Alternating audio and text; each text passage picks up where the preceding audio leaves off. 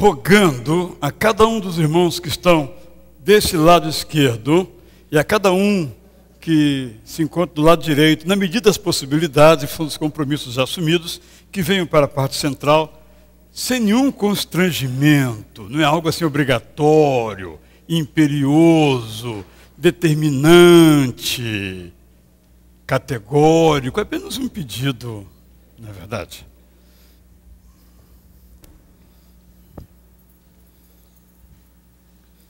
Então vocês observem nos escaninhos à sua frente que nós temos uma Bíblia.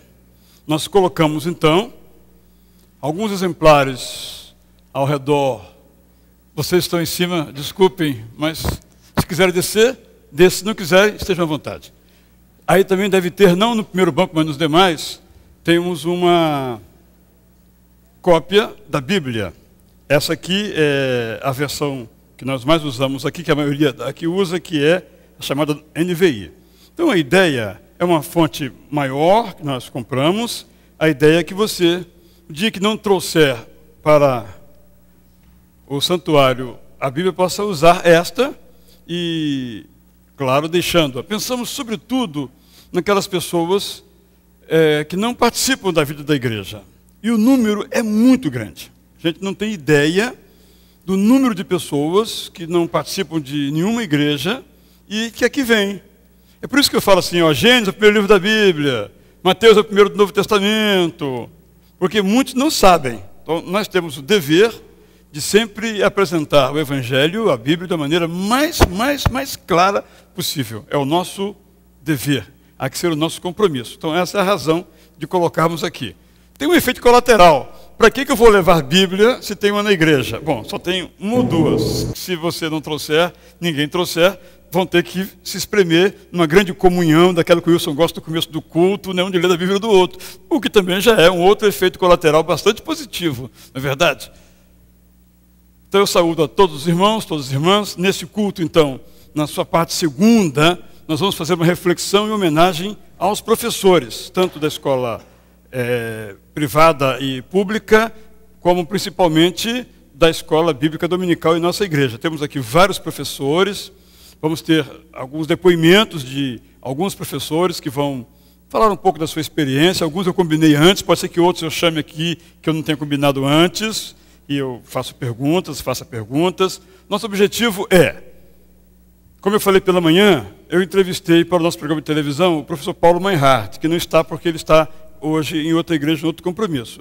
Ele disse o seguinte, que eu achei muito valioso, que ele falou o seguinte, olha, o que falta ao Brasil é uma cultura da educação.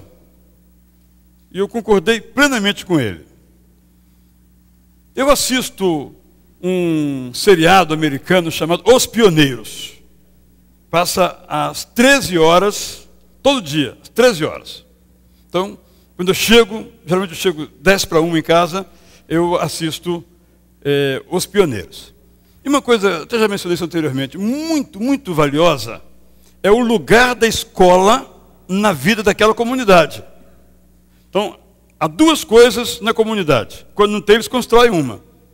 É uma igreja, geralmente metodista. Nesse início do pioneirismo eram metodistas, a maioria dos americanos. Depois chegaram os batistas, depois os metodistas. Eles foram muito vigorosos na evangelização.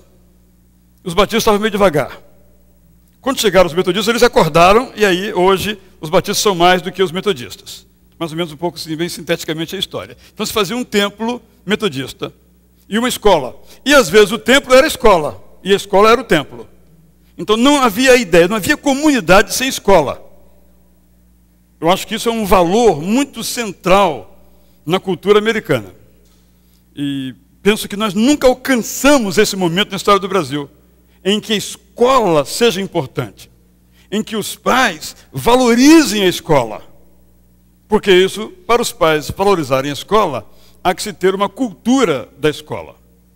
E hoje, infelizmente, o que temos observado, vocês irmãos concordam comigo, é uma desvalorização da escola. Temos aqui vários professores da rede particular, como o nosso irmão ali da recepção, que está sempre me mandando lá até o material que ele distribui, que ele faz lá, né, de uma escola tipo considerada top no ensino médio. Temos aqui pessoas do ensino regular, público, professores aqui da igreja. A gente observa o seguinte: os pais valorizam os professores. Já nem falo do Estado, salário, nem falo disso. Os pais valorizam os professores. Os pais dizem aos seus alunos que os seus professores são importantes. Então, é isso que o professor Paulo Meinhardt estava falando de cultura da educação, cultura de valorização da educação. De igual modo, temos aqui a Delci, que é professora aqui em nossa igreja de Bíblia para as crianças, né? O pai, quando o filho chega em casa, pergunta o que a professora falou, valoriza o que a professora falou. É isso que nós estamos aqui usando a expressão do professor Paulo Meinhardt, nossa igreja aqui, chamando de cultura da educação. Então não adianta a gente cobrar do governo, se não há uma cultura de educação de nossa parte. Não é? Se o nosso filho, quando chega da escola, ou nós, quando vamos estudar, achamos que escola é um negócio assim meio, já que tem que ir, a gente vai, mas que não é, ao contrário, como deveria ser, o ponto de inflexão que faz com que o país progrida e que as famílias progridam, que as pessoas se desenvolvam. Esse é o ponto que nós queremos sublinhar, destacar, e vamos ouvir isso da boca daqueles que estão militando também no ensino. Então, na primeira parte, vamos cantar, vamos orar, vamos entregar nossos dízimos de ofertas. Na segunda, vamos fazer uma reflexão coletiva sobre esse ponto, e depois vamos entregar um livro muito interessante, que fala, não é um livro específico para professor, digamos assim, diretamente, mas é um livro que fala sobre professores ou pessoas que lideram, que fazem com que as pessoas deem salto adiante. O que é o líder? O líder é a pessoa que tem visão. Uma pessoa que tem visão é aquela que as pessoas o seguem, porque ela tem visão. Essa é a proposta do livro, e vocês que são professores vão ganhar cortesia da nossa igreja, com os nossos dízimos e ofertas, né? Portanto, nada especial, nós mesmos estamos fazendo isso para agradecer os nossos professores, tanto na rede do ensino dito secular, quanto na rede do ensino dito religioso, dito sacro. Com isso, então, saúdo a todos e a todas. Desejo que tenhamos todos aqui momentos muito valiosos, muito preciosos, muito enriquecedores para cada um de nós. Temos aqui professores universitários, professor Lanzana, que é professor da Universidade Gama Filho, também da Castelo Branco. Ele é senegalês, né? E veio aqui hoje conosco. Obrigado, Lanzana, por sua presença, e outros professores também, que não vou destacar nesse momento, mas que são muito bem-vindos aqui e que possam se alegrar, né, estando conosco, estando numa igreja que valoriza o ensino, valoriza a educação.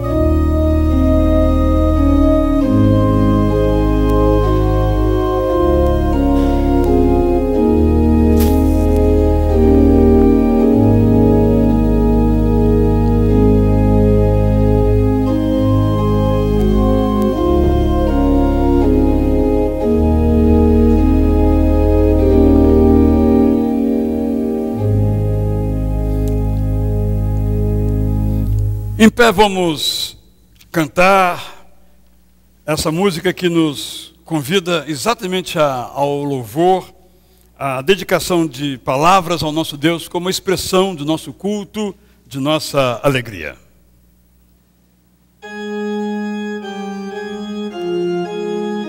Quer ficar ali, não?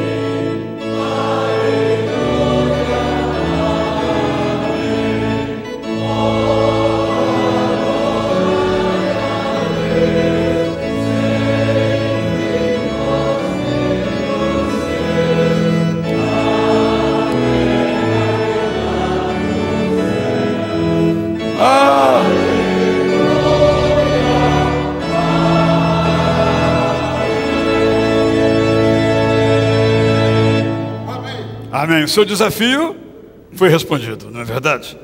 Por que nós louvamos a Deus? Nas religiões antigas, o louvor a Deus é para conquistar o favor de Deus. Não no cristianismo. Nós já recebemos esse favor? O louvor é uma devolução, é uma demonstração de nosso amor, é uma resposta ao grande amor de Deus para conosco. Se pudéssemos comparar, quando nossa casa, nossa esposa, o nosso filho, o nosso pai nos dá alguma coisa, um presente, uma lembrança, o que é que dizemos? Ah, obrigado. O louvor é isso. Obrigado, Senhor, por aquilo que o Senhor tem feito a nós. Por isso que vamos cantar agora que o nosso louvor vem de Deus. Porque é Ele que, tomando a iniciativa de nos alcançar, produz em nós o desejo de louvá-lo. E por isso nós podemos dizer então que afirmamos que tudo em nossa vida está sob o controle dEle. No controle, Ele está das nossas vidas. Portanto, o louvor tem uma dimensão pedagógica. Quando nós falamos essas coisas sobre Deus, elas se tornam no nosso coração também verdades profundas. É por isso que você às vezes está andando na rua, né, com a preocupação, e vem um louvor. Exatamente, o Espírito Santo vem, nos coloca aquela música, e aquela música nos traz alegria. O louvor, portanto, tem uma dimensão de celebração do amor de Deus, mas também tem uma dimensão didática. É uma maneira de lembrarmos quem Deus é, e assim prosseguirmos na vida. Amém.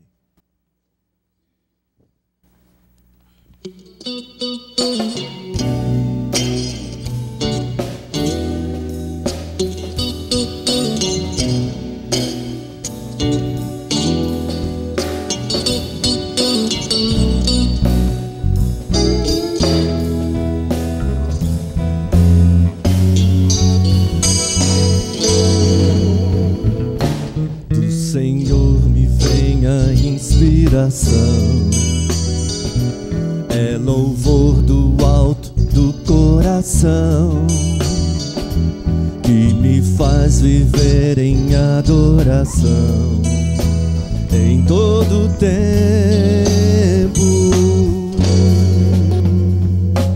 Da palavra vem a revelação que me faz viver em comunhão. Em minha alma uma nova canção, em todo tempo. Tu és meu Deus, te louvo, és meu Rei, te amo, todo dia entoarei um cântico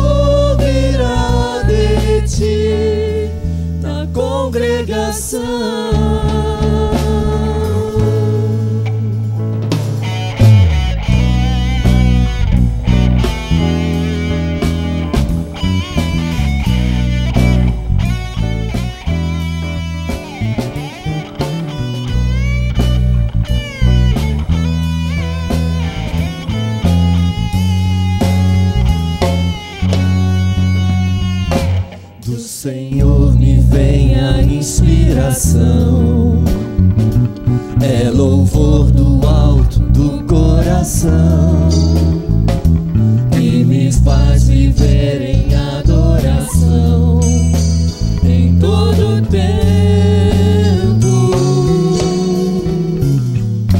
Da palavra vem a revelação que me faz viver em comunhão, em minha alma uma nova canção, em todo tempo.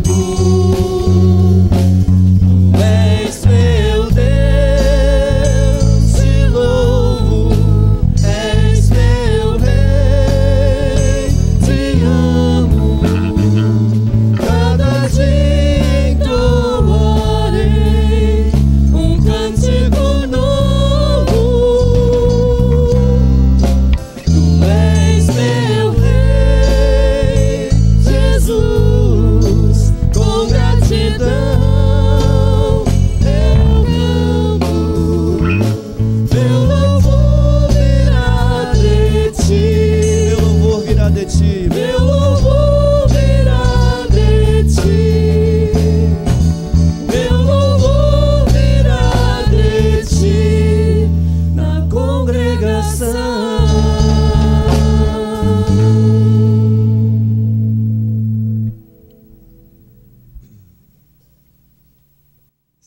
palavra que possa resumir o Salmo 23, melhor, essa frase resume bem o Salmo 23.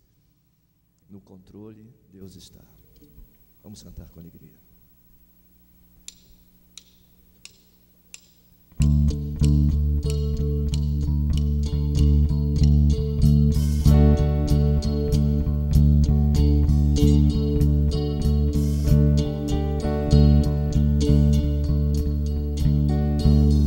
És meu pastor e nada faltará, as águas calmas me levarás, trazendo paz ao meu viver.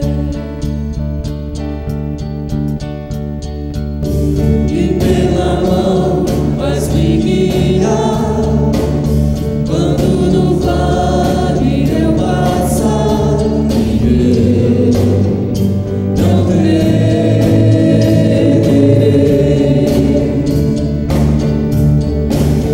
pois no controle tu estás, no controle tu estás, no controle tu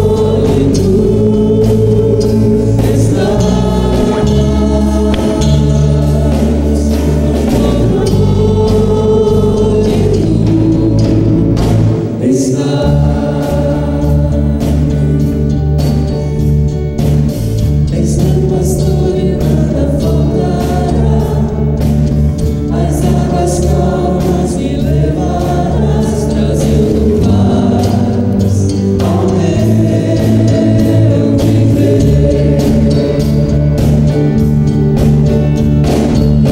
E pela mão vais me guiar, quando no vale eu passar, e eu não temerei,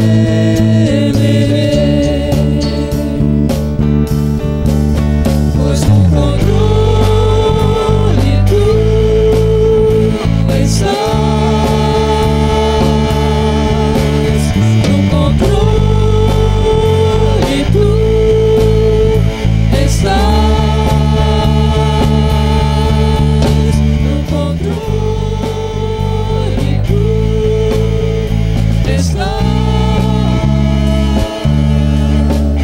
no controle tu estás.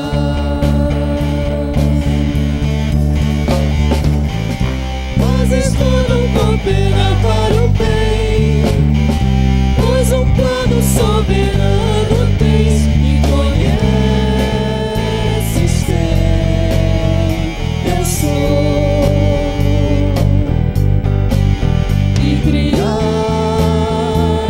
o que sou, e me amas como sou, e conheces quem eu sou, e criastes o que sou, Ele nos ama. e me amas como sou, pois no controle tu estás, no controle tu estás, no controle tu estás, no controle tu estás.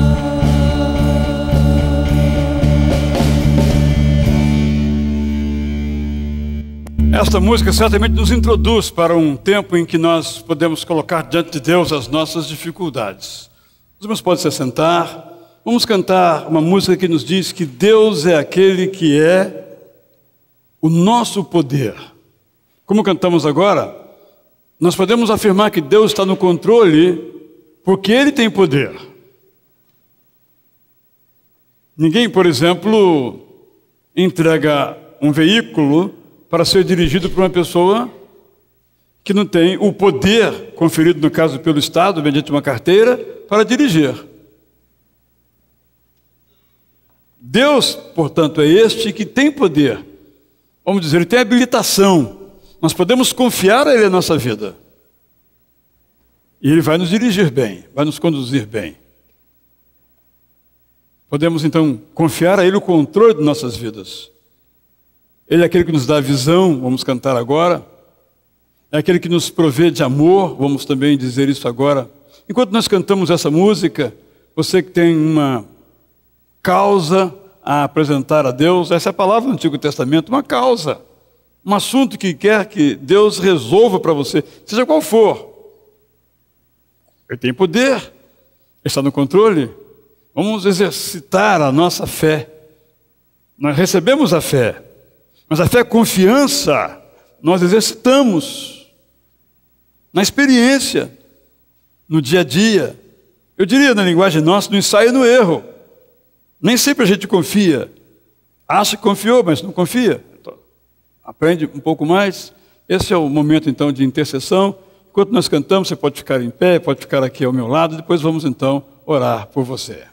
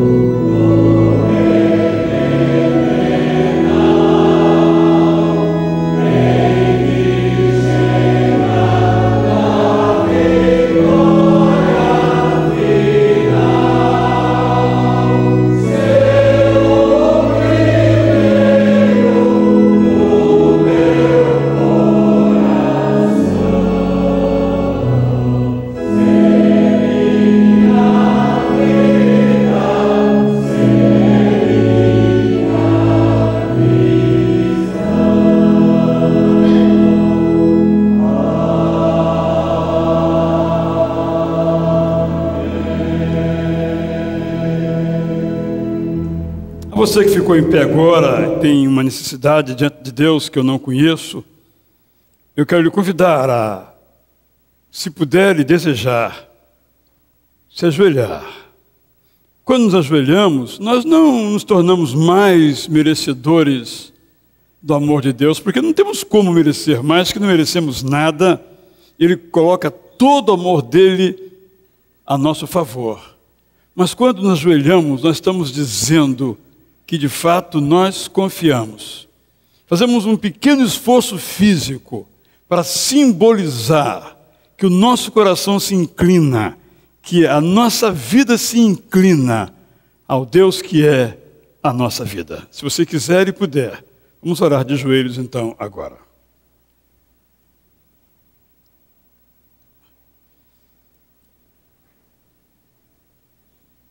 Senhor, eis-nos aqui diante de Ti, como estamos. Nesse momento, Senhor, há comigo corações que estão cheios de lágrimas.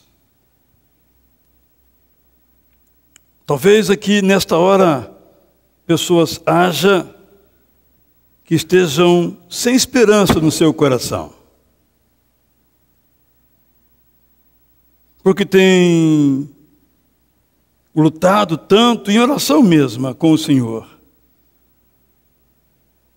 E até agora não experimentaram a Tua intervenção. Por quê? Só o Senhor sabe.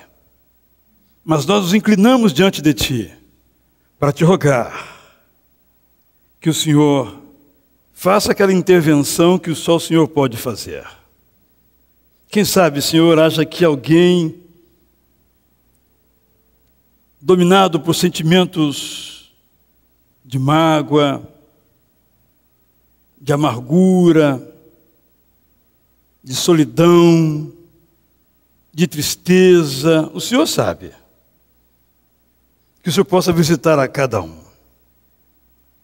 Quem sabe, Senhor, haja aqui entre nós pessoas que precisam de cura física, no seu corpo, cura emocional, cura espiritual.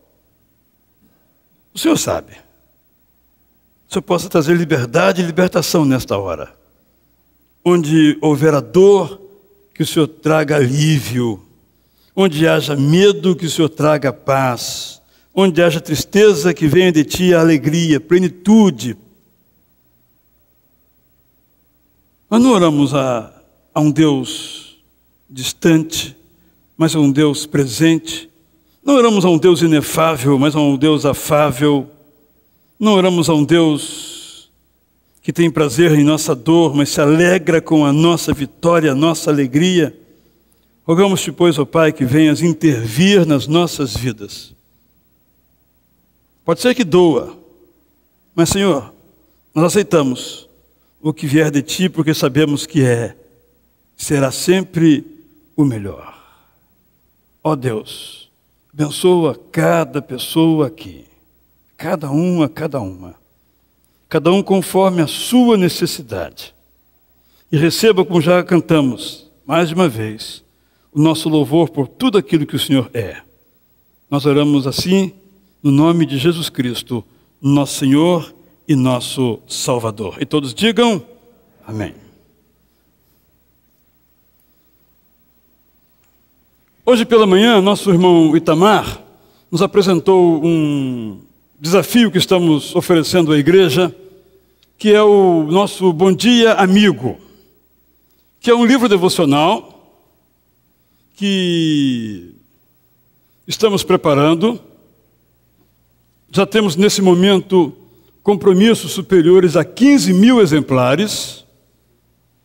Eu fiquei pensando, onde vamos colocar 15 mil livros?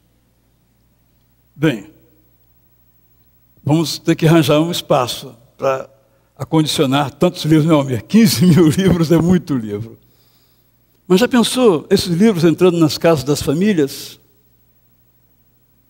Esse livro sendo compulsado por pessoas que nunca entraram numa igreja,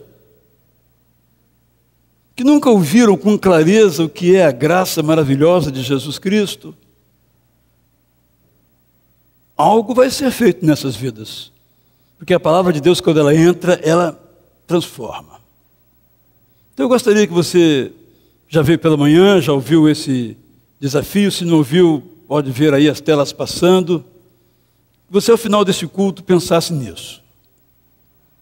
Nós temos a possibilidade de distribuir milhares de exemplares desses livros, chamado Bom Dia Amigo, nos presídios da cidade do Rio de Janeiro. Temos possibilidade de distribuir entre os policiais da cidade do Rio de Janeiro.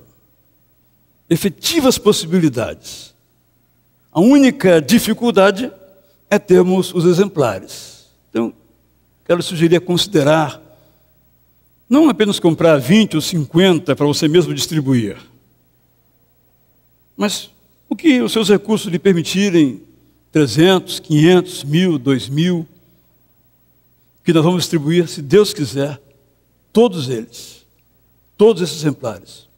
Não para a glória de nossa igreja, mas para a glória de Deus, para a proclamação do Evangelho de Jesus Cristo. Então, logo após o culto, você pode procurar ali na parte superior aqui do nível que nos encontramos, o irmão Itamar Alves, e ali ver como você pode participar.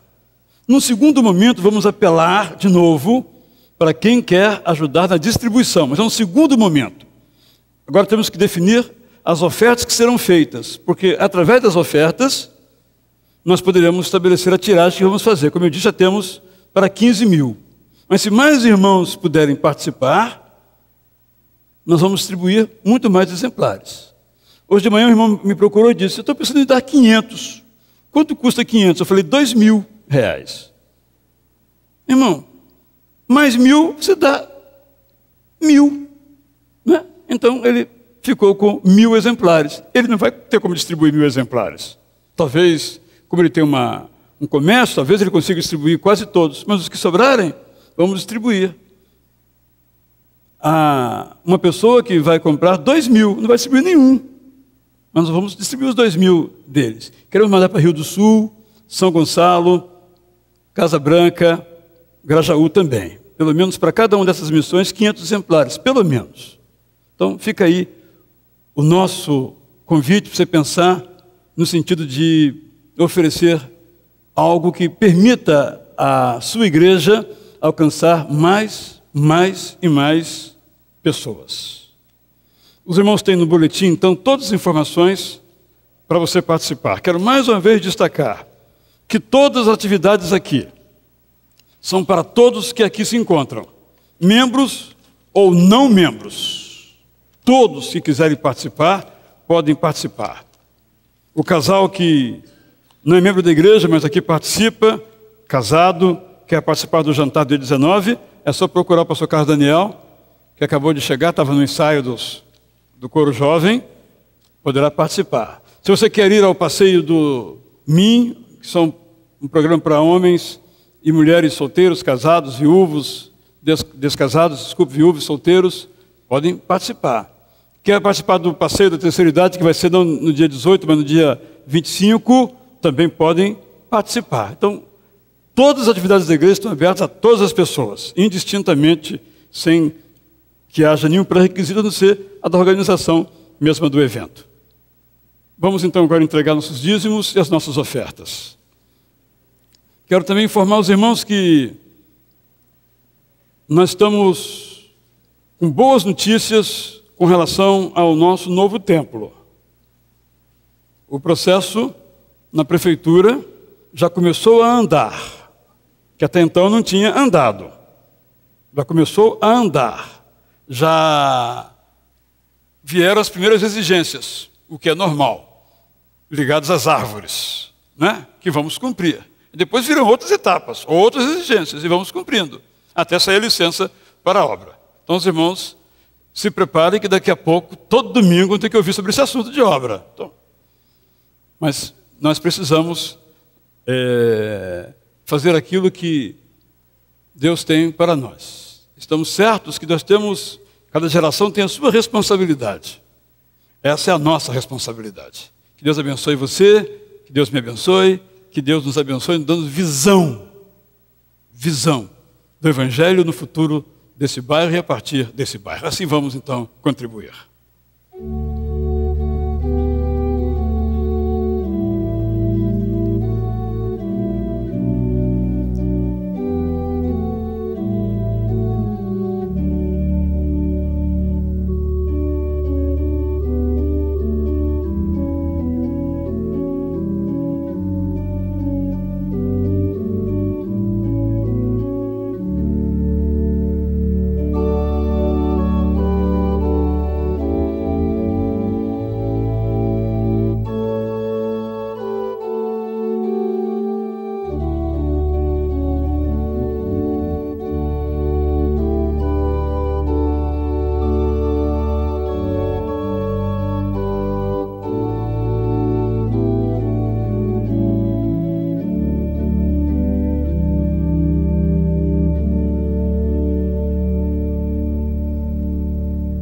Eu acho que esta é a primeira vez que esse casal recolhe as salvas. Não é verdade? Viu como o culto das 6h30, das 5h30 tem coisas inéditas? Vou explicar, que a irmã Delci é regente do coro e professora de crianças. Ela só está aqui no segundo culto pela manhã. O professor Almir é professor também de uma de nossas classes. Então eles têm muitos compromissos. E sempre senta lá no último banco, lá no penúltimo, lá, mas nunca alguém se lembra de os convidar. Hoje, que bom. Os irmãos, então, logo após essa oferta, poderão levar, então, as salvas. Muito obrigado.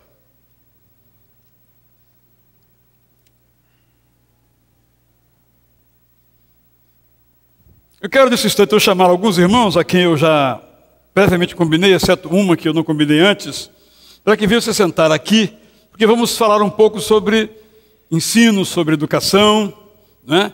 Claro que todos poderiam estar aqui, mas não temos como ter todos. Então eu fiz uma escolha totalmente aleatória, sem nenhum critério específico. Me lembrei de experiências distintas de pessoas. Então eu quero chamar o nosso irmão Almir, para, quando ele voltar, vocês falem para ele subir. Sérgio Paulo é professor também como o professor Almir, que é da classe, cujo nome eu não sei, o nome da classe... Ah, tá. Não, do Almir. Não tem nome, né? Eu sei que... Sabe, Sérgio? Sérgio é Atalaia, não é, Sérgio? Aquela classe não sei o nome. Então não tem, né? Então eu não sei, não é? Quero convidar a irmã Cris Fiô também. A Cris é professora da classe, junto com o pastor Roberto, de casais. E mãe de 3. Não é? O mais novo tem 7 e a mais velha 15. Vai tocar na orquestra daqui a pouco. Então, vamos dizer por que eu a convidei para estar aqui. Quero convidar a pastor Carlos Daniel também para estar aqui. A irmã Josélia, com quem eu não combinei, mas pode vir, por favor.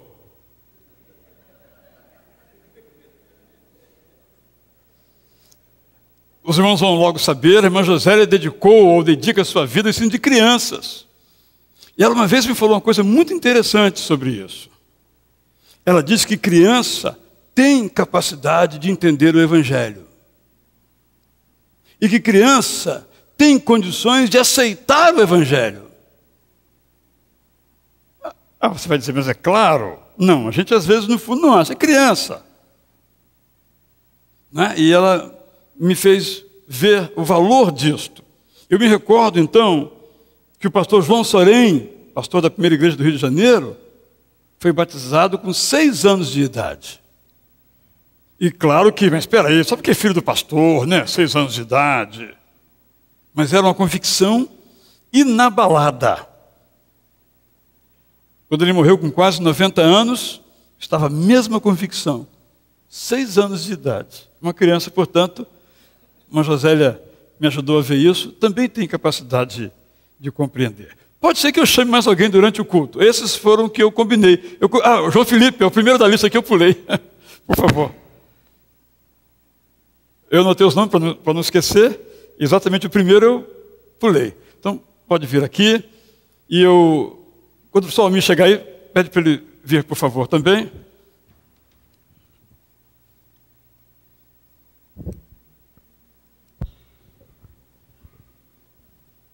Não tem nenhuma ordem não, viu? Pode ficar tranquilos que... Cada um aqui tem uma experiência. O professor João Felipe Cury, ele é professor, doutor da Universidade Federal do Rio de Janeiro. Ensina na área de economia, administração, que é a área de formação dele. E a cada um eu dei uma tarefa diferente. Não é? Então eu gostaria que cada um agora procurasse atender aquilo que nós combinamos. Eu pedi que falasse só 3 minutos. Né? É claro que não vão conseguir, é evidente que não vão conseguir, mas isso já está planejado também. Então eu quero começar com o professor Almir. Passa ele no microfone. Pode ficar em pé, acho que é melhor, quem for falar. Almir, você ensina há quantos anos? Escola Bíblica? Aproximadamente, sem entrar em detalhes. Comecei aos 18 anos de idade e tenho o privilégio de estar em classe de escola dominical há 57 anos. Eu tenho 75 anos de idade. Qual foi a sua lição inesquecível? Lição de escola bíblica inesquecível. Para não fugir ao lugar comum, eu poderia dizer, foram muitos, pastor, não sei, não me lembro. Mas ele, ao fazer-me esta indagação, ele o fez por e-mail, antecipadamente, prevendo a dificuldade minha. Ele falou 3 minutos só, Almir. A sorte dele, e a de vocês também, é que eu tenho isso por escrito, pastor. A minha aula inesquecível, o meu momento inesquecível, a minha EBD inesquecível, ela está contida no 4º livro que eu escrevi, Quando Deus Mandou Matar. Eu tinha escrito 3 livros nessa temática, quando a morte chegar, quando a tragédia nos atinge, quando Deus responde não. E escrevi esse por um motivo, pastor, e é ela a minha aula, meu momento inesquecível de escola bíblica dominical. Me ajuda, irmã Josélia? É na apresentação. Não pode deixar, eu vou segurar, é só me ajudar nesse momento. Obrigado, Josélia. Vamos cronometrar, hein, pastor? A aula da escola bíblica dominical daquela igreja do subúrbio do Rio de Janeiro aproximava-se do seu final, quando uma jovem levantou a mão no gesto usual, que significa para o grupo, e naquele caso significava para o grupo, o interesse de um aluno em fazer uma pergunta ao professor para obter um melhor esclarecimento sobre a matéria. O ciclo de lições que dominicalmente vinha sendo estudado referia-se, naquele trimestre, à história do povo de Israel segundo o Antigo Testamento. Especialmente neste domingo, a aula tinha sido a vitória do povo hebreu sob a condução de Saul na guerra contra os amalequitas. O texto lido incluiu o versículo 3 do capítulo 15 de Samuel, onde o profeta, ao transmitir a ordem que recebera expressamente do Senhor, dizia ao rei Saul: vai, pois, agora, e fere a Amaleque, e os destrói totalmente, com tudo o que tiver. Não o poupes, pois matarás homens e mulheres, meninos e crianças de peito, bois e ovelhas, camelos e jumentos. Perdoe-me, mas eu fico emocionado de lembrar desse momento. Por que Deus mandou matar? Perguntou a jovem, até com certa emoção na voz. Não posso aceitar que um Deus possa agir desta forma. Não posso crer num Senhor que é todo amor, segundo o Novo Testamento, mas que no Antigo Testamento era capaz de mandar matar até nenenzinhos. A justiça, numa ordem como esta, que alcança inclusive inocentes animais. E a jovem que havia proferido essas últimas palavras do seu raciocínio, quase que de forma titubeante, chorando mesmo, aparentemente receosa do efeito daquilo que acabara de questionar, baixou sua mão sob o impacto que se seguiu. O professor, já com alguma experiência, em sua tarefa de lecionar para a classe de universitários recém-decididos e casais jovens, naquele caso era uma classe assim, cerca de 40, 50 alunos, embora nunca tivesse recebido uma indagação como esta, ou pelo menos com a veemência e a franqueza com que foi apresentada, começou a tentar explicar aquilo que aparentemente é o inexplicável para a alma que sincera e sequiosamente busca a perfeita compreensão da revelação divina na vida do homem sobre a face da terra. Esta jovem chamava-se Tânia, pastor, tinha se decidido no domingo anterior, nunca entrara numa igreja evangélica. À noite foi ao culto da igreja, levada por uma pessoa que é membro desta igreja, Lia Guimarães Pereira Neto, não está aqui. Era amiga dela na universidade, ela levou-a a assistir o culto. Ela se decidiu ao apelo do pastor Vitor Manuel Valente, naquela época pastor da Igreja em Piedade. Era a segunda vez que ela ia à igreja. O Deus que o pastor lhe apresentara no domingo e que a fizera declarar a sua crença no Salvador Jesus Cristo, era o mesmo Deus agora que líamos que mandava matar. Era difícil para ela entender. Graças ao poder de Deus, ela compreendeu, batizou-se, tornou-se membro efetiva da igreja, cantava no coro, participava depois de sociedade de moças na igreja, tornou-se uma líder no trabalho.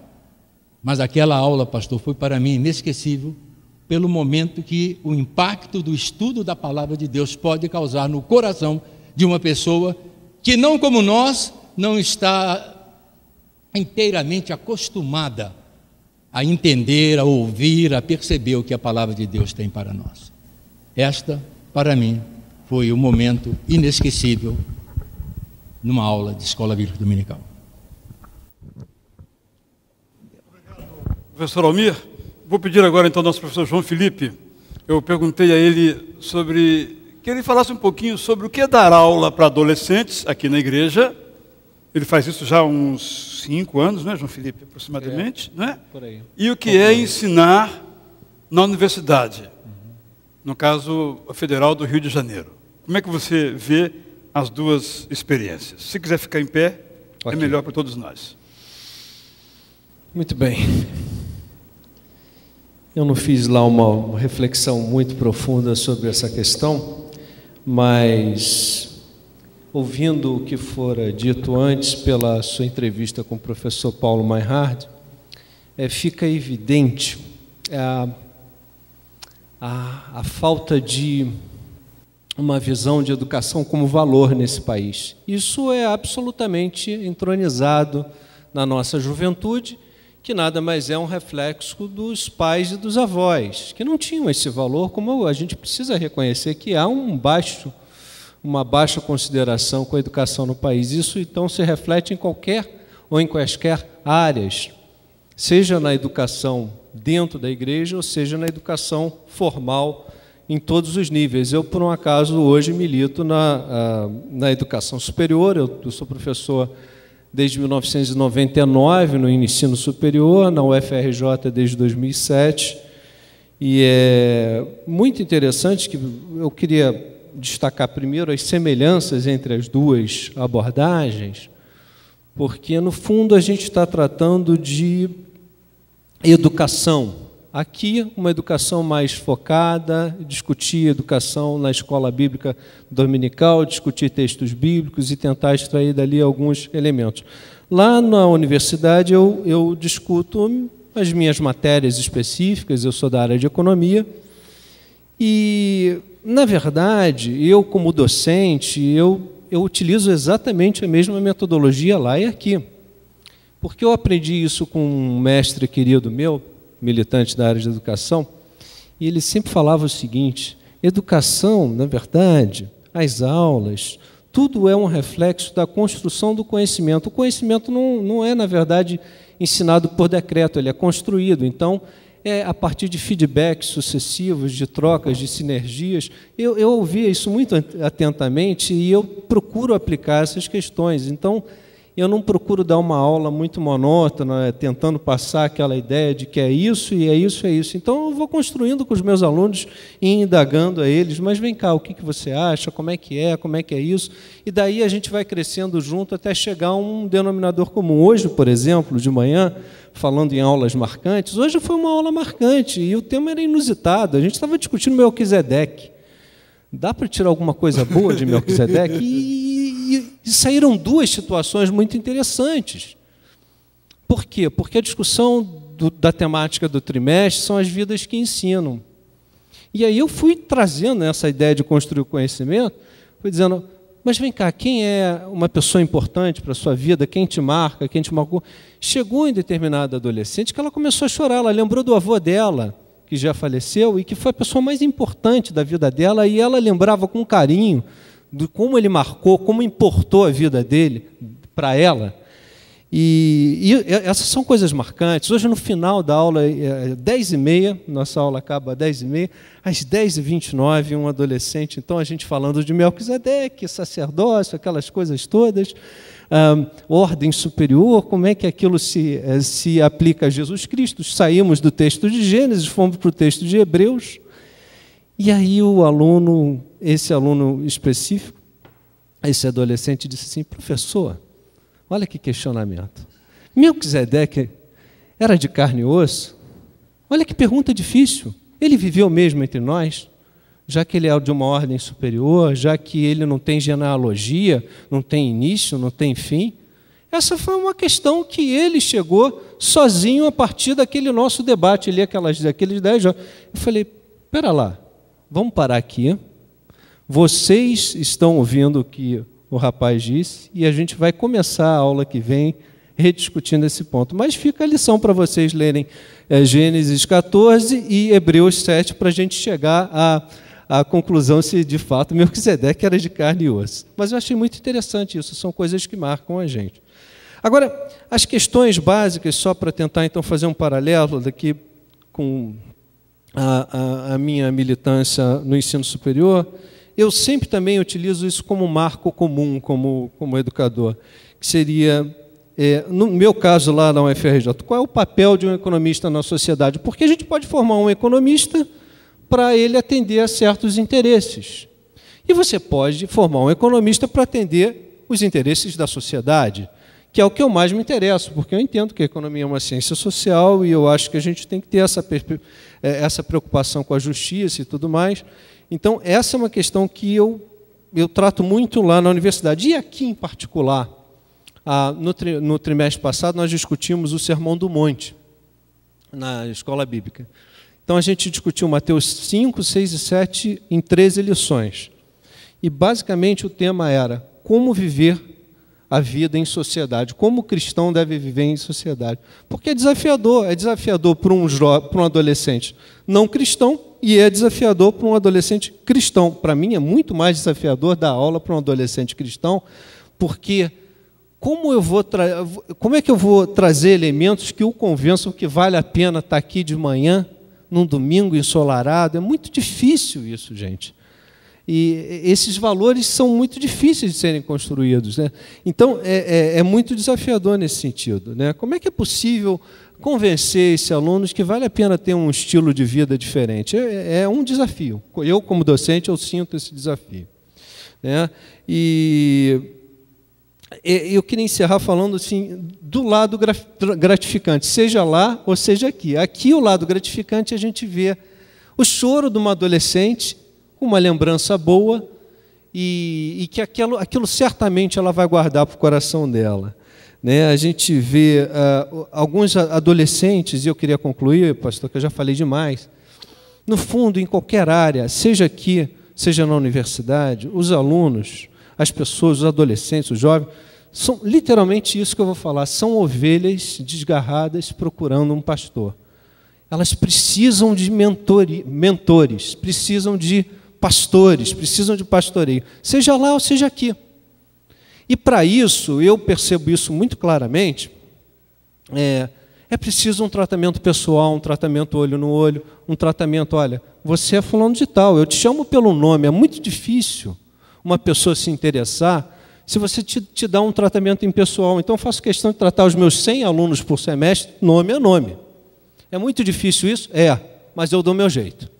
Por quê? Porque isso eu sinto um feedback muito grande por parte desses alunos. E aqui, que é um subgrupo bem menor, eu faço a mesma coisa. Por quê? Porque eles sentem muita necessidade de você se interessar por eles. Então, isso é muito importante no docente. E aí tem o lado bom das coisas. Eu trouxe aqui, semana passada, eu estava lá na minha universidade, participando lá de uma formatura. Isso aqui é um dos lados bons de ser docente, né? A gente cruza com uma opção de bons ex-alunos aí. Você está onde? Eu estou na Petrobras, eu estou no BNDES, alguns já estão no governo. E aí fica aqui a marquinha: olha, professor, nós queremos te homenagear porque você foi importante para mim. Então, não tem coisa mais gostosa para a vida do professor do que receber essa homenagem. E aqui, na nossa comunidade, não tem coisa mais gostosa do que a gente ver, outrora, adolescentes de 12, 13 anos, hoje homens e mulheres firmes em Deus, gente que passou pelo fogo de passar por uma universidade, mas está aí, combatendo o bom combate. Isso é maravilhoso.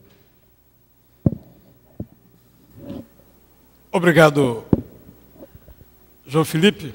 Pastor Carlos Daniel tem tido a experiência aqui na igreja, seguindo aquilo que o pastor Samir fazia também de igual modo muito bem, hoje ele está em outro país, de ensinar, não só na classe junto com outros professores, mas ensinar de 1 a 1 ou a 2, aqueles primeiros passos da fé cristã. Eu queria que ele compartilhasse um pouquinho também dessa experiência.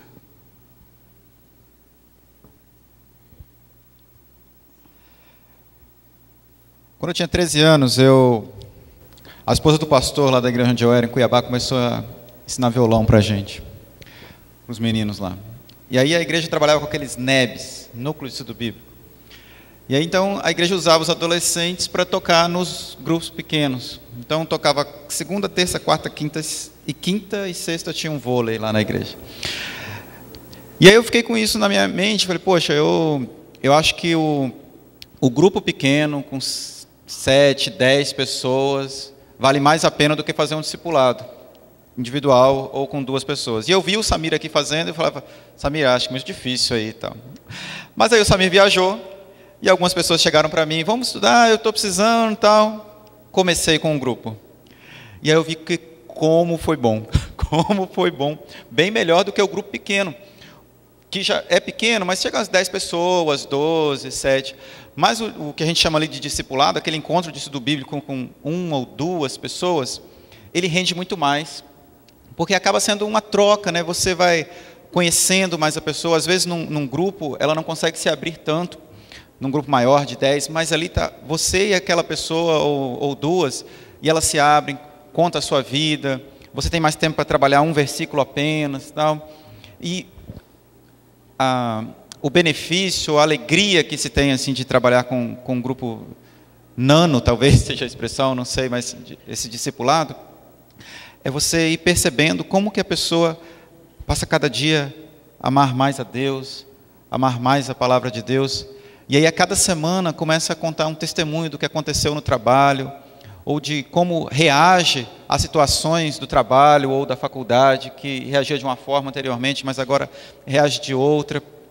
E aí passando a dizer, poxa, essa semana eu estava lendo a Bíblia, assim, assim, assim, e aí surgiu essa dúvida. Ou então, poxa, Deus falou comigo nessa passagem aqui, e mostrar o versículo. O material que nós temos estudado aqui, ele dura 3 meses, também 13 encontros, mas além disso, durante esse período, você está lendo Lucas e Atos. Então acontecem os encontros, é um material do pastor Silvado, que ele desenvolveu, você tem os encontros, e além dos encontros, você vai lendo Lucas e Atos. Então as pessoas têm tido um contato com o Evangelho assim, e tem sido muito gratificante. E eu já me peguei assim em algumas situações que, pensando, parece que eu nunca tinha lido esse versículo, e a pessoa fala, olha esse versículo aqui, que muito bom essa semana, foi excelente para mim, devocional, tá? Poxa, eu nunca tinha olhado por esse lado, eu nunca tinha percebido isso. Esse material que a gente usa, ele vai desde Gênesis, vai até Apocalipse, passeia por toda a Bíblia. Então tem sido muito gratificante. Eu que não acreditava muito nessa questão do discipulado com 2 ou 3 pessoas, agora defendo. Defendo e acredito que vale muito a pena. Quando a gente fala de discipulado, a gente pensa muito nessa questão, né? Poxa, é para preparar para o batismo, ou só tem esses 13 encontros. Na verdade, o discipulado é para a vida toda, né? Mas esse momento que você senta ali para estudar a Bíblia é um start. Até para depois participar da EBD. Um rapaz que esteve conosco, ele disse, ele é recém-convertido, ele tem 3 anos de conversão. E aí ele começou a frequentar a igreja aqui e já foi direto para a EBD. E ele, aqui graças a Deus, aqui na nossa igreja nós temos várias classes, e ele foi numa dessas classes que era uma classe temática. E era um assunto um tanto teológico lá, sobre questão de se você é predestinado, se não é, essas coisas todas. E aí ele falou, olha, e aquilo confundiu mais a minha cabeça, porque eu chegava na igreja e o pastor falava Jesus, Jesus. Aí eu cheguei nessa classe, aquela confusão toda, aí eu parei de vir. Então, para a pessoa que está chegando na igreja, eu percebi que essa classe minúscula ali, de 2, 3 pessoas, primeiros passos, talvez seja importante também, até para preparar para uma classe maior da Escola Bíblica Dominical. Então tem sido uma experiência muito gratificante mesmo. A Cris Fior, ela, como eu disse, tem uma dupla experiência, né? A de mãe, junto ali com o pai, né? Está ali, o Juninho. Eu queria que ela falasse um pouquinho sobre como é que é ensinar a Bíblia em casa aos seus 3 filhos e como é ensinar os temas relacionados à vida conjugal.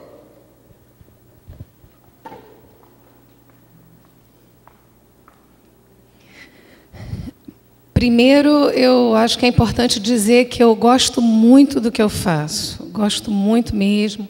Eu gosto de ser mãe e eu gosto de ser professora.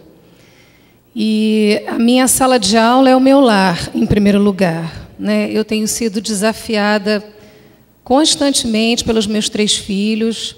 Eles trazem perguntas muito difíceis para mim. No nosso culto doméstico, eles trazem questões existenciais, trazem questões muito densas da Bíblia, e muitas eu não sei responder, e eu falo tranquilamente isso para eles, além de dizer que domingo eles têm que perguntar para o pastor Israel, né?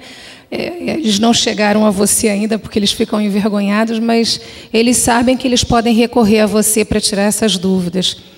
E eu fiquei pensando como é que é ensinar, né? Ensinar a Bíblia, ou, enfim, transmitir, né? Alguma coisa que a gente tem de conhecimento. E primeiro, eu diria que a gente precisa ter muito prazer naquilo que a gente faz, né? Prazer de estar ali junto, prazer de ensinar o que você está precisando ensinar, né? E uma outra coisa é encarnar o que você diz. E isso vale muito para os meus filhos e muito para aqui, para a nossa classe de casais, né? Para os meus filhos, eles mesmos me questionam quando eu sou incoerente com alguma coisa, quando eu digo uma coisa e faço outra. Eles me desafiam a ser coerente. Mas você está dizendo isso, mas você na semana passada não falou tal coisa. E eu, né, tenho que rever tudo isso, né, essa responsabilidade que eu tenho diante deles. Então isso é encarnar isso, né? Na classe, por exemplo, com casais. Caramba, como é difícil estar ali falando de vivências do dia a dia da conjugalidade, né? Abordar temas que às vezes são tão delicados e que a gente às vezes sabe de coisas ou conversa sobre assuntos por aí e a gente não tem a consistência da palavra de Deus. Então é muito difícil estar ali na frente falando coisas, sabendo que eu também vivo a minha conjugalidade, vivo as minhas dificuldades com meu marido, né? Vivo as minhas felicidades com ele. Então, isso é muito difícil mesmo. A gente precisa de coragem para estar ali na frente, mas, ao mesmo tempo, saber que a gente não é todo, não é tudo, não é perfeito. Eu tenho aprendido isso também, a dizer, eu não sei, eu vou me informar, ou eu também vivo isso, também é difícil para mim, mas a gente está aqui para crescer junto, para construir o conhecimento juntos, né, compartilhadamente. Esse é um desafio. Uma terceira coisa que eu percebo muito é a gente correr risco. Em casa eu corro risco o tempo inteiro. Eu corro risco de ser chata, porque eu prezo os valores, porque eu quero que eles cresçam num caminho é valoroso. Então eu corro risco de ser a chata, né? Seja porque deixou a toalha fora do lugar e eu tenho que ficar falando 3 vezes, ou porque, enfim, está dormindo muito tarde, no dia seguinte não vai render na escola. A gente corre o risco de, na medida em que a gente está tentando mostrar um caminho legal, a gente, né, ser taxada de certinho. Mas eu acho que esse é um desafio também, né? E aqui na classe o meu cuidado é esse, de não achar que porque eu estou falando uma coisa lá, que eu tenho essa vida, né, top, regrado. Nós somos todos humanos e a gente carece do dia a dia, da soberania de Deus, da misericórdia de Deus, né? E, por fim, eu acho que a gente precisa também, além de ter prazer, né, além de aceitar esses desafios todos, de encarnar o que a gente diz, da gente correr esse risco, a gente não desistir daquilo que a gente faz, porque na educação, pelo menos na educação no lar, né, com 3 filhos, 3 crianças, às vezes dá vontade de, ai, não aguento, chega, né? Eu já falei 15 vezes e a gente não pode desistir dessa tarefa, né? É cansativo, a gente tem que dizer diariamente o ensinamento para eles, né? Eu acho que as recomendações da Bíblia, eu acho que essa leitura diária, levar ali justinho, né? A Isadora, minha de 14 anos, ela tem trazido muitas coisas do que ela vive já nessa fase adolescente, que ela escuta na escola e ela chega às vezes muito até assustada. Mãe, eu escutei tal coisa. Ok, vamos conversar sobre isso, vamos falar. Então, está sempre muito perto, muito próximo para também escutar essas coisas, né? E poder compartilhar isso. Então, eu acho que é uma outra dica, né? A gente não desistir daquilo que a gente faz, porque os filhos contam conosco e eu acho que os nossos alunos também, de certa forma, eles contam conosco. Obrigado, Cris. E a Cris, digamos assim, nasceu aqui na igreja, né? Foi aluna aqui dos juniores, não sei se antes também, né? Antes dos juniores, para adolescente, jovem. Hoje é professora de adultos e tem crianças em casa.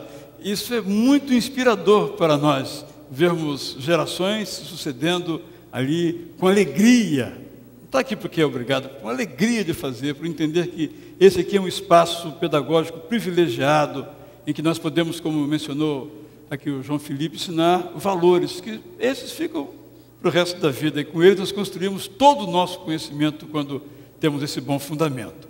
E, pensando em fundamento, pensei aqui na irmã Josélia, que dedica, digamos, grande parte da sua vida ao ensino de criança através da APEC, não é? Aquela expressão que ela já utilizou, que criança não pode entender.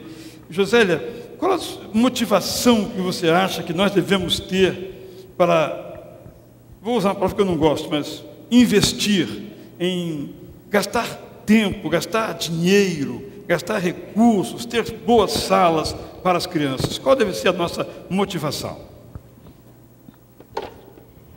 Eu estou certa, pastor, que quando Jesus contou a parábola do semeador, ele falou na boa terra. E essa boa terra é o coração da criança. Eu dediquei ao magistério a minha vida toda. Antes mesmo de ser formada pelo antigo curso normal, eu já dava aula nas escolas públicas.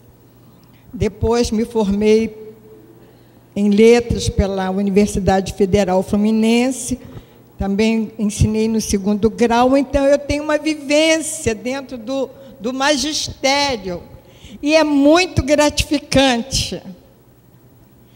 E eu aprendi que investir nas crianças é o melhor investimento que a igreja pode fazer. A gente investe na criança, o retorno, pastor, é 85%. A gente investe no adulto, às vezes não chega a 15%. E nós temos a orientação bíblica de ensinar, inculcar no coração da criança. O Salmo 78, eu queria que o pastor abrisse para mim na Bíblia, fala que uma geração deve ensinar a outra geração, para que os filhos que fossem nascer colocassem em Deus a sua esperança e não fossem como seus pais. Agora, versículo 78. Onde que começa o 78? Aqui. Olha só. Isso porque nós não combinamos, hein? Já pensou se nós combinássemos? Ele decretou estatutos para Jacó em Israel, estabeleceu a lei e ordenou aos nossos antepassados que a ensinassem a seus filhos, de modo que a geração seguinte a conhecesse, e também os filhos que ainda nasceriam. E eles, por sua vez, contassem aos seus próprios filhos. Então eles porão a confiança em Deus e não esquecerão os seus feitos e obedecerão os seus mandamentos. Eles não serão como seus antepassados, obstinados e rebeldes, povo de coração desleal para com o seu Deus. Se nós formos ver no livro de Juízes, nós vemos que uma geração inteira se perdeu, porque as crianças, os filhos, não tiveram conhecimento da lei de Deus. Quando nós investimos na criança, nós estamos investindo não apenas no futuro da igreja, mas no presente da igreja, porque essas crianças ficaram livres de tantas influências. O inimigo está atacando as crianças, meus irmãos. As crianças estão sob ataque. O inimigo está preparando a geração que vai adorar o anticristo. E através dos jogos eletrônicos, dos filmes, da convivência, dos lares desfeitos, os nossos filhos estão recebendo as piores influências. E nós temos um compromisso com Deus de salvar essa geração dos ataques do inimigo. Eu creio sim que a criança pode compreender a mensagem da salvação desde pequenininha. Eu tenho exemplos na minha família. Vocês conheceram aqui o meu sobrinho, o Dr. William Douglas. Ele aceitou Jesus pequenininho. E ele tem uma vida linda junto de Deus. Eu tenho tantos exemplos. Mas o meu neto, o pai é contra o evangelho. Ele despreza os evangélicos. Ele me respeita. Ele é de descendência libanesa. Ele odeia os judeus e despreza os evangélicos. E ele disse para minha filha que tinha medo que eu fizesse a cabeça das crianças. Mas não sou eu que faço, é o Espírito Santo. O meu neto Pedro, com 4 anos e meio, sentado no colo da mamãe dele, ouviu a mensagem da salvação, que é tão simples que uma criança pode entender. Uma coisa muito legal. Deus me ama e Deus ama você. Uma coisa muito séria. Toda criança conhece esse gesto, né? Quando é que sua mãe fazia isso para você? Comigo Israel? nunca. Comigo nunca. Então, todos nós fazemos coisas erradas. E as coisas erradas nos separam de Deus. Mas um dia, lá na cruz do Calvário, entre 2 ladrões, o Filho de Deus, sem pecado, perfeito, morreu por nós, derramou seu sangue. O ladrão desse lado não cria em Jesus, zombava de Jesus. Mas o ladrão desse lado compreendeu que Jesus era o Messias. E ele chamou Jesus de Senhor. e disse: Senhor, lembra-te de mim quando entrares no seu reino. Ele não merecia ir para o céu, mas o que Jesus falou para ele? Hoje mesmo estarás comigo no paraíso, porque ele aceitou Jesus como seu Salvador. O ladrão desse lado morreu. Para onde ele foi? Para o lugar do castigo. E esse ladrão? Para onde foi? Para onde foi? Foi para o céu, porque ele recebeu Jesus. Então, esse é o dedo do eu aceito. Você já foi numa festa de casamento? Quando a noiva diz, eu aceito, o que o noivo faz? Bota uma aliança. E a noiva volta para a casa do papai e da mamãe dela? Não, vai para a casa do noivo, porque agora ela faz parte da família do noivo. Quando nós recebemos Jesus como nosso Salvador, agora nós fazemos parte da família de Deus. E ninguém mais pode nos separar do amor de Deus. Ninguém. Tão simples, não é? Mas não foi assim que eu falei para Pedro, não. Eu estava com dedoches. Precisamos terminar. Ah, que dó. Mas quando eu disse, eu estava contando para o Pedro a história do Serginho com dedoche. O Serginho, que era um menino simpático, agradável, mas fazia coisas erradas. O Pedro disse, eu não faço coisas erradas. Mas, por coincidência, o Serginho da história fazia a mesma coisa errada que o Pedro fazia. Apresentei a mensagem da salvação. E se a gente apresenta o Evangelho, a gente tem de fazer o apelo.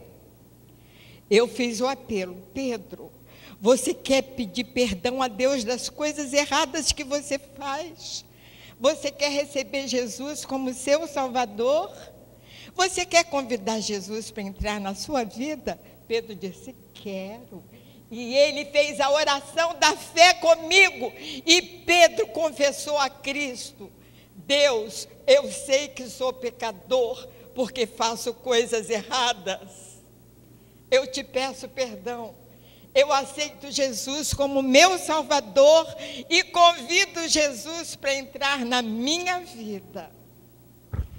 Eu estou certa que essa oração feita com convicção é a diferença entre céu e inferno. Então, eu vou continuar contando para os cordeirinhos e para os bode velho também essa história. Apenas para nos lembrarmos que quando nós, como pais, falhamos com o nosso filho em educá-lo e apresentar Jesus a ele, não é só ele que se perde. São todas as gerações que virão depois. Por isso que é uma enorme responsabilidade. E para concluirmos, eu pedi ao Sérgio Paulo, que é um dos professores da classe Atalaia, que nos falasse a experiência de ser aluno e ser professor. Só esclarecendo, eu não sou o Serginho da história, eu sou o outro Serginho. Irmãos, primeiro quero dizer o seguinte, eu louvo a Deus pela nossa igreja, pela visão que ela tem tido até hoje, de procurar, na medida do possível, investir em educação cristã. E eu quero até, acho que o pastor iria fazer isso, mas até estimular quem não é aluno de uma escola bíblica, seja a escola bíblica dominical, e aqui nós temos a escola bíblica temática, temos classes por interesse, classe de casais, por exemplo. Nós temos quartas-feiras, então temos uma oportunidade muito grande. Quando recebi o aviso do pastor, rapidamente me pensei na experiência. Primeiro, é uma lisonja muito grande ser chamado de professor, porque eu não tenho formação. Na realidade, eu, juntamente com o irmão Ângelo, que está saindo ali, nós temos o privilégio de coordenar uma classe que a gente talvez não caracterizasse por terceira idade, mas a nossa média de colegas de classe são de 65 anos. Obviamente, uma observação. Na minha classe, eu estou no berçário, né? Aliás, eu fui promovido, que eu descobri que o Haroldo e o André Schubert são mais novos que eu, então eu fui promovido para principiantes. Mas na nossa classe, pode chegar, irmão Ângelo, a gente tem algumas características rapidinho que eu gostaria de compartilhar com os irmãos. Para mim tem sido um privilégio ser facilitador, juntamente com o irmão Ângelo e vários irmãos. Eu queria até destacar aqui, eu vejo o Valdir, Margarete, Serva, Amós, eu tinha relacionado aqui, quem está aqui presente, Jalimar também. Por favor, fiquem em pé. Lá na nossa classe nós temos feito a seguinte experiência, irmãos. Lá nós não temos um professor, que a gente poderia chamar fixo. Lá nós temos um coordenador de lições. Então a gente faz uma escala prévia e nós dividimos, e cada irmão ali, dos 28 alunos, 14 normalmente tem tido a oportunidade de dirigir, de aplicar uma lição. E eu queria, pode sentar por favor, obrigado. Para mim tem sido um privilégio e uma bênção, porque eu entendo que, na minha experiência pessoal, eu sou um eterno aprendiz. Eu não sei muita coisa de Bíblia, eu estou aprendendo com os meus colegas lá, não só quando aplico, mas quando recebo deles também a facilitação do estudo. O nosso ambiente, a metodologia que a gente tem procurado implantar na nossa classe é o seguinte: ambiente acolhedor, grupo envolvente, oportunidade de participação com comentários e considerações individuais. É assim que a gente tem tentado fazer com que a nossa classe de escola bíblica dominical funcione, em que o aluno ele não vai ali somente para sentar e escutar, ele é instado a dar sua participação, dar sua contribuição, a mínima que seja. Eu quero dizer, para quem não sabe, essa classe, que o nome é Atalaia Salomão, é uma classe de mais de quase 60 anos aqui na nossa igreja. Ela foi durante muitos anos dirigida pelo saudoso irmão Curvacho, Luiz Antônio Curvacho, diácono aqui da nossa igreja, e tinha entre os seus alunos, eu tive o privilégio de conviver com eles, o irmão Ângelo já é dessa época também, o irmão Domingos José Santana, que era um irmão que talvez não tinha um grande estudo, não teve oportunidade de estudar, ele é um pernambucano, veio para cá, para o Rio de Janeiro, tentar a vida, mas ele tinha uma sabedoria bíblica profunda, e as suas intervenções eram de uma maneira assim tão abrangentes, tão empolgantes, nos estimulavam. O nosso sonho como classe, eu e o irmão Ângelo temos procurado ter essa visão, é que com essa facilitação, dando oportunidade aos colegas de dirigirem a classe, nós possamos também contribuir sendo um celeiro para a área de educação cristã, para outras áreas da igreja, né? De pessoas que possam ajudar outros a conhecerem um pouco mais a Bíblia, a aprenderem mais da Bíblia. E eu quero encerrar falando que, no nosso caso, Escola Bíblica Dominical, a gente tem incentivado que a nossa melhor forma da gente aplicar a nossa lição é no nosso dia a dia.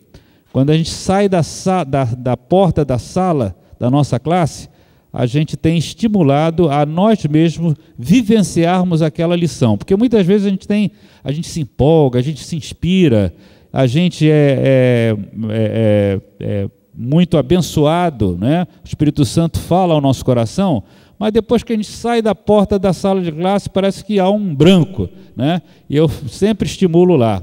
Há alguns anos atrás, na nossa denominação, a área de educação cristã, ela fez um cartaz muito sugestivo: Escola Bíblica Dominical.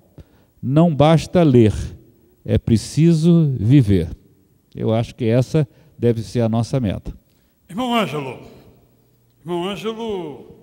aqui na igreja, ele é também o pai da Tamara, nossa organista, não é verdade? Certamente com grande alegria. A minha pergunta, são duas perguntinhas. A primeira é só um número. Há quantos anos o irmão é aluno da escola bíblica? No microfone, aproximadamente. Não precisa dar detalhes, não, meses, não, só aproximadamente. Bom, com 9 anos, eu lá em Araçatuba ainda. Com 9 anos de idade ele começou? Não, 9 anos, quer dizer, agora estou com 84 anos, de maneira que... 9 menos 84, façam as contas aí, quem é bom aluno de matemática. Mas então, irmão, responda aqui aos nossos participantes do culto a seguinte pergunta. Como um aluno da escola bíblica, de onde o irmão tira motivação para ainda, depois de quase 80 anos, ainda vir dominicalmente participar de uma classe? Qual é a sua motivação? Qual a razão da sua vinda? Fala o microfone, por favor. A minha motivação prende-se àquele versículo: crescei na graça e no conhecimento de nosso Senhor Jesus Cristo. Eu tenho isso como lema para a minha vida, né? Então, um crescimento da graça, que Deus nos deu essa oportunidade de aprender cada vez mais na sua palavra, e como já é dito isso há muito tempo, é pensamento nosso, dos crentes, que cada vez que nós recorremos à palavra de Deus, muito mais aprendemos, não é isso? De maneira que, como conhecimento, a gente tem cada dia mais conhecimento, né? Cresce no conhecimento. Eu comparo essas duas, vamos dizer, funções, né? Como funções implícitas, né? Uma crescer na graça e crescer no conhecimento. Cresce um pouquinho na graça e um pouquinho no conhecimento. Então, essas duas partículazinhas, não é isso? Se nós integrarmos isso aí, nós vamos ter uma formação de uma personalidade cristã completa, não é isso? Então, essa é a sua motivação. Que eu tenho. Muito obrigado, pode se sentar então. Assim nós homenageamos os nossos professores, dando a eles a voz, pedindo a ele que nos falasse, que nos desse cada um do seu jeito a sua aula, porque o professor gosta de ensinar. Então aqui tivemos hoje esse privilégio de ouvir as aulas de vocês. Vou chamar aqui então o pastor Cleudair Godoy, que é o nosso ministro para crescimento, para usar a expressão até que o Ângelo empregou ali. Nosso irmão pastor André Lisboa, que é nosso pastor de crianças, e a nossa irmã Denise Godoy, que é também nossa ministra aqui para as crianças, juntamente com o pastor André. E eles vão então entregar, usando então a mão de obra aqui desses nossos professores, não é? Um livro sobre o qual o pastor Cleudair pode falar 10 segundos sobre o que é esse livro que estamos presenteando aos irmãos. Bom, você já falou no início, né? Vou só ressaltar, reforçar a sua fala. Esse livro, ele tem como objetivo estimular ainda mais aquilo que vocês têm feito dominicalmente e até diariamente aqui nessa igreja, a formar líderes. Esse livro tem como título Líderes que Permanecem. É o meu desejo para vocês, é o desejo dessa igreja para vocês, que vocês continuem sendo líderes onde estiverem e que faça desse dom que Deus lhe deu também momento de capacitar outros líderes para que outra geração de educadores possa surgir tão boa quanto a que nós temos atualmente na nossa igreja. Agora então eu vou pedir aos professores aqui que já ganharam o seu brinde, esse brinde, não este, mas os outros, a todos os nossos professores. Então eu quero pedir o favor que fiquem em pé, todos os professores aqui, professores na ativa, aposentados, se for o caso, da rede de ensino secular, da rede de ensino cristão, aqui fiquem em pé para receber, como expressão de gratidão da nossa igreja, esta lembrança.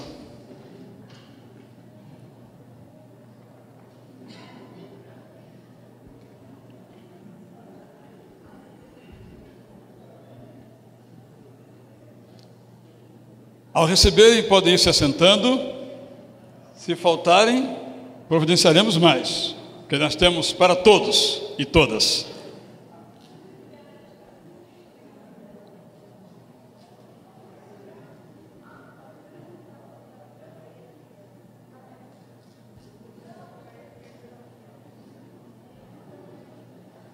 Temos muita alegria de ter vocês participando conosco.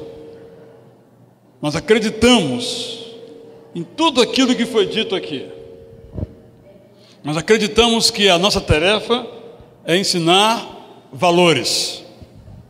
Nós acreditamos que a Bíblia é o livro dos valores. Nós acreditamos que esses homens e mulheres, alguns aqui trouxemos para representar a todos, têm dedicado as suas vidas ao ensino. Muito obrigado também. E desejamos então agradecer a todos vocês. Vou pedir ao pastor André para então orar agora, dando graças a Deus pela sua vida. E se você se sentiu chamado, tocado a ser um professor aqui na igreja, procure o pastor Cleodair, eu quero ensinar. E vamos encontrar também espaço. Nosso problema não é falta de professor, é falta de sala, de espaço físico para isso.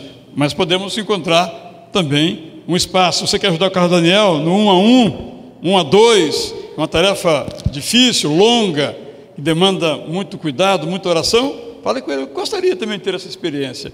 E assim nós podemos participar. Almir, eu não sei se seu livro tem como conseguir alguma cópia, porque você não deu a resposta, né? Nós estamos voltando lá, saber como é que Deus mandou matar, que negócio é esse? Não, a resposta tem que ser o livro, né? Vamos providenciar aí para que as pessoas possam ler, né? Irmãos, esse livro está esgotado, infelizmente. Ele teve 3 reedições, mas ao final do tempo esgotou-se. Eu não tenho nenhum exemplar, a não ser aquele que está todo marcadinho. Era no tempo que ainda não tinha isso, né? De PDF, Ô Jorge, eu mandava datilografado para a Joef imprimir, né? Agora, só para ajudar, pastor, 148 evidências de manifestações negativas na palavra de Deus, dele mesmo. Se os irmãos quiserem aceitar o desafio, é ler 148 passagens em que Deus se apresenta negativamente na palavra dele. É difícil para nós compreendermos isso. É por isso que o Daniel tem que discipular 1 a 1 para responder essas perguntas depois. Vamos ficar em pé e vamos orar com gratidão a Deus pelos nossos professores. E parabéns a todos vocês. Senhor Deus, nós te somos gratos por sabermos que, como cantamos aqui nesse culto, o Senhor está no controle de todas as coisas.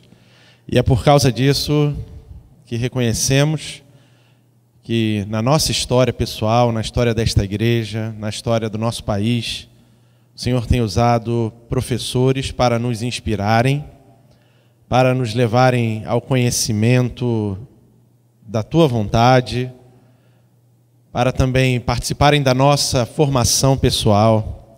E nós queremos te agradecer, porque, sem dúvida, o Senhor tem participado ativamente na vida dos nossos mestres aqui na igreja e daqueles que, sendo professores, atuam na sociedade, estão sendo luz para muitas crianças, jovens, adolescentes, adultos, através desse ministério que o Senhor deu a cada um de nós.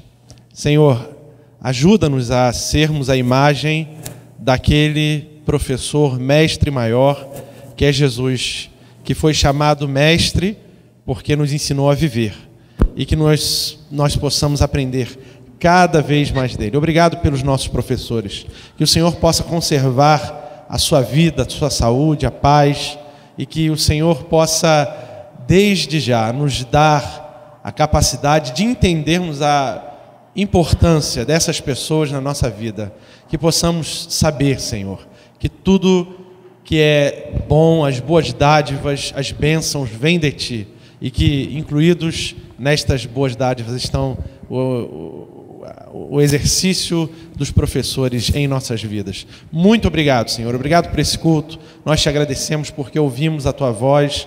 Em nome de Jesus oramos. Amém.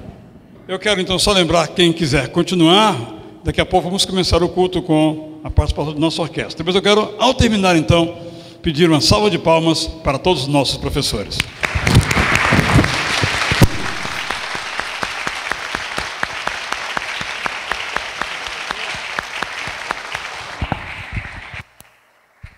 Feliz Dia do Professor!